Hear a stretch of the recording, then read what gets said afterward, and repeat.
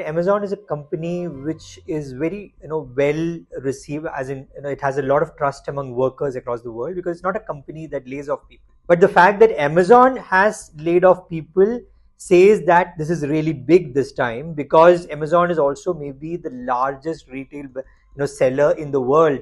Amazon is the latest big tech company planning to lay off over 10,000 of its employees globally. The e-commerce giant joins other pivotal tech companies in an ongoing spate of layoffs. The news comes just days after Meta laid off over 11,000 employees. Twitter also laid off nearly 3,700 employees after Musk took the reins of the social media platform. We take a look at this recent trend in Silicon Valley on why this seems to be a recurring issue and the implications of these layoffs.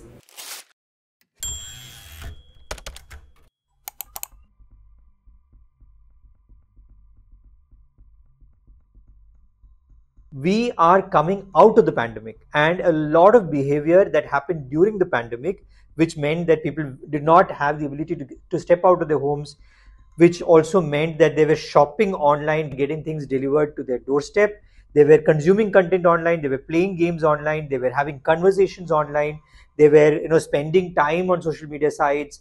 All of this created this huge boom in the tech industry overall across the world, 3x, 4x, 10x, 20x kind of booms.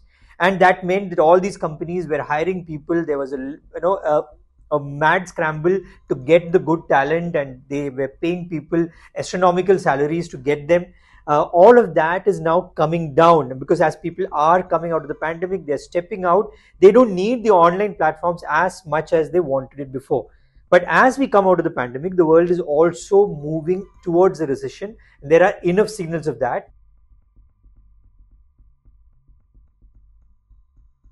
For one, Amazon is a company which is very well received, as in it has a lot of trust among workers across the world because it's not a company that lays off people. This is happening now because of a lot of issues in the economy, in demand, all of that.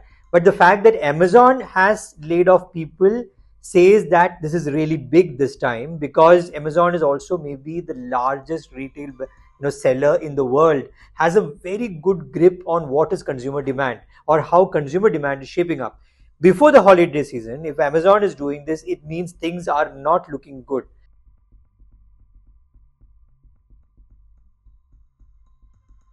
Now, the biggest layoffs in the past few weeks has happened at Meta, which is the mothership of Facebook and WhatsApp and Instagram. Meta has laid off around 11,000 employees across the world.